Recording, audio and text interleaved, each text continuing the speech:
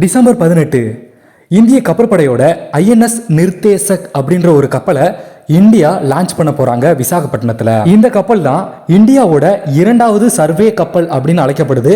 இந்த கப்பலை லான்ச் பண்றதுக்காக யூனியன் மினிஸ்டர் சஞ்சய் சேத் அப்படின்றவங்க வர்றாங்க. விசாகப்பட்டினத்தில் தான் இந்த கப்பலை லான்ச் பண்ண போறாங்க. இந்த கப்பலை முழுக்க GRSE கொல்கத்தா அப்படின்ற அந்த ஷிப் பில்டர்ஸ் தான் உருவாக்கி கொடுத்துருக்காங்க. இந்தியாவோடது. இது இந்தியாவோட ஓன் மேடு கப்பல் தான். 110 மீட்டர் நீளமும் 3800 டன் எடையும் கொண்ட கப்பல் 18 நாட்ஸ் ஸ்பீடில் போகிற மாதிரியும் ஒரு டைம் ஃபியூலிங் பண்ணிட்டோம் அப்படின்னா 25 நாள் கடலில் நம்மளால் சர்வே பண்ணுற அளவுக்கு கெப்பாசிட்டியும் கொண்ட கப்பலாக இருக்குது. இதுக்கு பின்னாடி இருக்கிற ஸ்டோரி என்ன அப்படின்னா, ஆக்சுவலாக 1980 டைம்லேயே இந்த கப்பலை உருவாக்கியிருந்தாங்க. பின்ன இது டிசம்பர் 19, 2014 டீகமிஷன் பண்ணிட்டாங்க. ரொம்ப வருடங்கள் கழித்து இரண்டாவது சர்வே கப்பலாக உருவாக்கியிருக்காங்க.